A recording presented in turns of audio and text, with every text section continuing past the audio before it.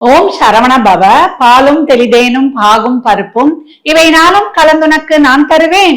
கோலம் செய் துங்க கரிமுகத்து தூமணியே, நீ எனக்கு சங்கத்தமிழ் மூன்றும் தா. நெக்ஸ்டன் அன்பர்கள் அனைவருக்கும் சொர்ணலட்சுமியின் ஆத்ம வணக்கங்கள். இந்த பதிவு பாத்தீங்கன்னா ஆடி மாதத்திற்குரிய சிறப்பான பலன்களை காணவிருக்கிறோம்.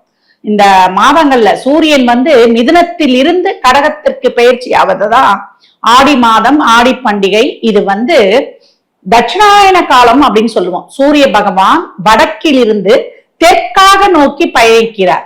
அயனம் என்றால் பயணம் என்று பொருள். இந்த ஆடி மாதத்திற்கு ரொம்ப விசேஷம்.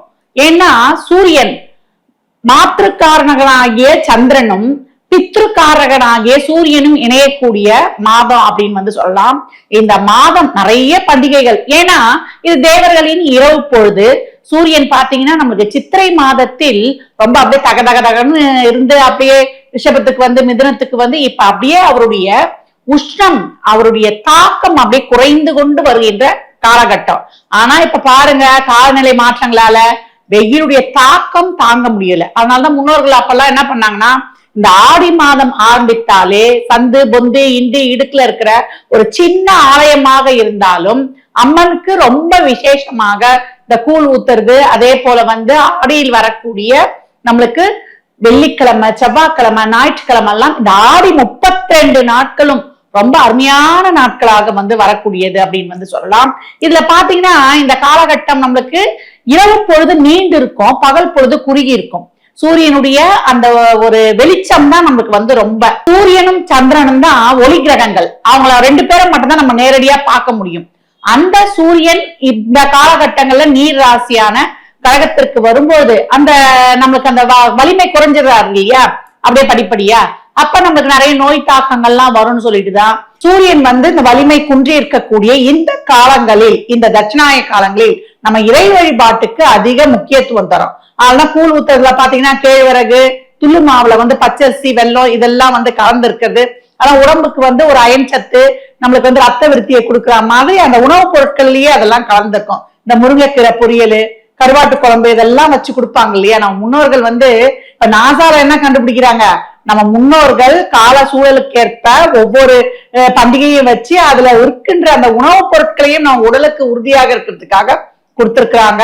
ஏன்னா தீப வழிபாட்டுல இருந்து இறை வழிபாட்டுல இருந்து அனைத்தும் இந்த காலகட்டம் ரொம்ப சிறப்பா இருக்கும். இந்த ஆடி மாதம் ஆடிப்பட்டம் தேடி விதைன்னு சொல்லுவாங்க. அப்ப எந்த ஒரு செயலியும் தோங்குவதற்கும் சுபகாரியங்கள் அதற்கான முயற்சியில எடுப்பதற்கும் ஆடி மாதம் எதுவுமே பண்ணக்கூடாதா, பெண் பார்க்க கூடாது, நம்ம எந்த ஒரு முயற்சி எடுக்கக்கூடாது, ஒரு நல்ல காரியம் செய்யக்கூடாது, அப்படி முடங்கிடக்கூடாது. ஆடியில அப்படியே நம்ம யோசனை பண்ணி ஆடி 18க்கு அப்புறம் வேகமாக செயல்படணும். இந்த காலகட்டம் ஆன்மீகத்துல சாதனை புரியறதுக்கு, யோகா, அதே போல நம்மளுக்கு நிறைய தான தர்மங்கள் புண்ணிய காரியங்கள் பண்ணுவதற்கும், தான தர்மங்கள் புண்ணிய காரியங்கள் பண்ணுவதற்கு, நீர்நிலைகள்ல நீராடும் பொழுது நம்முடைய கர்ம வினைகள் அனைத்தும் குறையும். 12 ராசிக்கும் இந்த ஆடி மாதம் கோள்களின் சஞ்சார நிலையை வைத்து துல்லியமான பலன்களை தெளிவாக தனித்தனி பதிவுகளாக காணலாம். கடகராசி கடகலக்கணத்திற்கான பலன்களை காணவிருக்கிறோம். இந்த ஆடி மாதம் கடகராசிக்கு எப்படி இருக்கும் அப்படின்னு பார்க்கும்போது, தன்னைத்தானே செதுக்கிக் கொள்வன ஒரு அஜித் படத்துல ஒரு டைலாக் வரும் பாத்தீங்களா, அந்த மாதிரி இந்த மாதம் கடகம் அவங்க தன்னைத்தானே செதுக்கி உருமாற்றம் செய்து கொள்வார்கள். நிறைய அடிபட்டாச்சு இல்லையா, அஷ்டம சனியை கடந்து.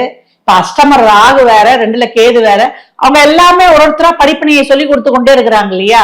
இந்த மாதம் அந்த அனுபவம், படிப்பினை எல்லாம் உங்களை உருமாற்றி நீங்க நீண்ட காலமாக முயற்சித்த உங்களுடைய உழைப்பிற்கேற்ற ஒரு பலனை நீங்க அடைய போறீங்க. நல்ல மாற்றங்கள் உங்களுக்கு தேடி வரும் அப்படின்னு சொல்லலாம்.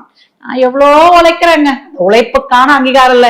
நேத்து சும்மா இப்படி ஒரு துரும்ப தூக்கி போட்டு போறா அவனுக்கு அவ்வளவு பெரிய ஒரு அவார்டு கொடுக்குறாங்க அப்படின்னு அங்கலாய்த்து கொண்டிருந்தீங்க இல்லையா. அவங்களுக்கு எல்லாம் இந்த காலகட்டம் உத்தியோகத்துல நல்ல ஒரு பேர், புகழ், பதவி உயர்வு, ஊதிய உயர்வுடன் கூடிய உத்தியோக மாற்றம் ஒன்று. தொழிலே செய்றீங்கன்னா கூட இது வரைக்கும் முதல் போட்டு முடங்கிடுச்சு அப்படின்றவங்களுக்கு எல்லாம் இப்ப கொஞ்சம் லாபங்களை காணக்கூடிய அருமையான வாய்ப்பு. ஏன்னா சூரியன் சிறப்பா இருந்தாதான் உங்களுடைய சொல்வாக்கு, செல்வாக்கு எல்லா இடத்துலயுமே சிறப்பா இருக்கும்னு சொல்லலாம். அந்த சூரியன் இந்த காலகட்டம் உங்கள் ராசியிலேயே சஞ்சரிக்கிறார்.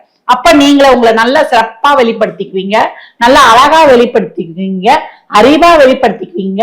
உங்க ஆற்றல், அறிவு, அனுபவம், உங்களுடைய நல்ல ஒரு செயல்பாடு, உத்வேகம், இதெல்லாம் வந்து ரொம்ப சிறப்பான பலனை அருமையாக தரும் அப்படின்னு சொல்லலாம். செவ்வாய் ரொம்ப சிறப்பா இருக்காரு மாத ஆரம்பத்துல, லாபஸ்தானத்துல இருக்கிறாரு. அதனால நல்ல ஒரு நீண்ட கால முதலீடுகள்ல இருந்து செய்து கொள்வதற்கும், தொழில போட்டு ஒரு நல்லா அதை டெவலப் பண்ணுவதற்கும் இந்த மாதம் அதற்கான ஒரு வழித்தடத்தை நீங்க அமைத்துக் கொள்ளலாம். இந்த மாதம் பாத்தீங்கன்னா உங்களுடைய சிந்தனைகள், உங்கள் செயல்பாடுகள் எல்லாம் நல்லா ஒரு ஃப்ரெஷ்ஷா நல்லா நீங்களே உங்களுக்கே ரொம்ப ஆச்சரியமா இருக்கும், எப்படிதான் நம்ம இந்த அளவுக்குலாம் ரொம்ப சிறப்பா செயல்படுறோம் அப்படின்னு. இந்த மாதம் பாத்தீங்கன்னா உங்க உடல் ஆரோக்கியத்துல கவனம் எடுத்துக்கொள்வது ரொம்ப சிறப்புன்னு சொல்லிடுவேன். ஏன்னா ENT சம்பந்தமான பிரச்சனைகள், அலர்ஜி சம்பந்தப்பட்டது, வெயில ரொம்ப போகாதீங்க. ஏன்னா இப்ப இருக்கிற வெயில் ரொம்ப தாக்கமா இருக்கு. ஒரு சிலருக்கு ஸ்கின்ல ஒரு மாதிரி ரேஷஸ் எல்லாம் வரக்கூடிய வாய்ப்பு அதிகம். எண்ணெய் தேய்த்து குளிப்பது இது உங்களுக்கு ரொம்ப ஒரு முழு நிவாரணத்தை கொடுக்கும்னு சொல்லலாம். அப்ப செக்ல ஆட்டின தேங்காய் தான் நம்மளுடைய உடம்புக்கு குளிச்சுட்டு வந்தோம்னா அந்த காலத்துல பெரியவங்க எல்லாம் பாத்தீங்கன்னா போட்டுக்குவாங்க. அதுதான் நல்லா தோலுக்கு நல்ல பளபளப்பு, மினிம்பிடிப்பு, எந்த ஒரு சொரிசிரங்கள்லாம் வராம அந்த தோலுக்கான சிறப்பான பாதுகாப்பு அப்படின்னு சொல்லலாம். இந்த காலகட்டம் உங்களுக்கு பாத்தீங்கன்னா நல்ல ஒரு தொழில நல்ல முன்னேற்றம், நல்ல இடமாற்றம், நல்லா உங்களுடைய சிறப்பான செயல்பாட்டால் அனைவருடைய பாராட்டையும் பெறக்கூடிய மாதம் அப்படின்னு சொல்லலாம். நல்ல வெளிநாட்டுக்கு போறோம்னு காத்துக்கிட்டு இருக்காங்க, எனக்கு அதற்கான ஒரு சிறப்பான ஒரு வழித்தடம்லாம் அமையலன்றவங்களுக்கு மாத பிற்பகுதியில அருமையாக இருக்குதுன்னு சொல்லலாம். வரவும் செலவும் சமமா இருக்கும், திட்டமிடல் சிறப்பா இருக்கணும், சுப விரயங்களை செய்து கொள்ளுங்க. நமக்கு ரிட்டர்ன் வராது இல்லையா, அதெல்லாம் சுப விரயம் அந்த மாதிரி செய்து மனதை மகிழ்ச்சியா வைத்துக் கொள்வது ரொம்ப சிறப்பு அப்படின்னு சொல்லலாம். மாணவர்கள் எப்போ விடாமுயற்சியுடன் உங்களுடைய திறமை, அறிவு, செயல்பாடு இதெல்லாம் சிறப்பாக இருக்கும் பொழுது உங்களுக்கு அருமையான பலன்கள். ஏன்னா பின்னாடி புதனும் சேர்ந்துருவார். புத ஆதித்ய யோகம், அது எந்த துறையில இருந்தாலும் நீங்க இப்ப அறிவால் ஜொலிக்கக்கூடிய அருமையான நேரம் அப்படின்னு சொல்லிடலாம். நல்ல இப்ப இந்த காலகட்டம் கவனம் என்னன்னா பிரயாணங்கள்ல கொஞ்சம் கவனம் வச்சுக்கோங்க. செலவு திட்டமிடல் பண்றது ரொம்ப சிறப்பு. குடும்ப உறவுகள்ல வாக்குவாதம் வேண்டாம். ஏன்னா சுக்கரன் பாத்தீங்கன்னா 2ல இருப்பாரு, அதுக்கப்புறம் பாத்தீங்கன்னா நம்மளுக்கு 3க்கும் போவாரு. அப்ப பிரயாணங்கள்ல, சிறுதூர பிரயாணங்கள்ல, நம்ம மணி பிரஸ்ல எதிர காசு வச்சிருக்கோம்னா அதுல, பொருட்கள்ல, அதே போல நம்மளுக்கு தாயினுடைய உறவுகள், தாய் வழி உறவுகள் கிட்ட தேவையில்லாத வாக்குவாதம், மூத்த சகோதரத்திற்கிட்ட எல்லாம் கொஞ்சம் விட்டு கொடுத்து போவது, யார் கொடுக்கறதையும் காதல் வாங்கக்கூடாது. இந்த காலம் அப்படியே போயிடணும். அப்ப இந்த மாதம் எதை பத்தியும் நீங்க பொருட்படுத்தாமல் உங்களுடைய முன்னேற்றம், உங்களுடைய தொழில், உங்களை பத்தி மட்டும் நீங்க கவனித்து இந்த குதிரைக்கு கடிவாளம் கட்டினா மாதிரி உங்க முன்னேற்ற பாதையில் பயணிக்கும் பொழுது சிறப்பான மாதம் அப்படின்னு சொல்லலாம். கடகம், நீங்க இந்த மாதம் என்ன பண்ணீங்கன்னா ஒவ்வொரு ஞாயிற்றுக்கிழமையும் நீங்க அம்பாள் ஆலயத்துல சர்க்கரை பொங்கல் வைத்து நீங்க பிரசாதமா கொடுக்கும் பொழுது அருமையான பலன்கள். நல்ல குடும்பம், திருமணம் ஆகாதவங்களுக்கு திருமணம், நல்ல உங்க சொல்வாக்கு செல்வாக்கு நல்லா சிறப்பா இருக்கிறது, நல்ல ஒரு சேமிப்பும் உயரக்கூடிய ஒரு அருமையான காலகட்டம். கடக ராசி லக்னத்திற்கு நல்வாழ்த்துக்களை தெரிவித்துக் கொள்கிறேன்.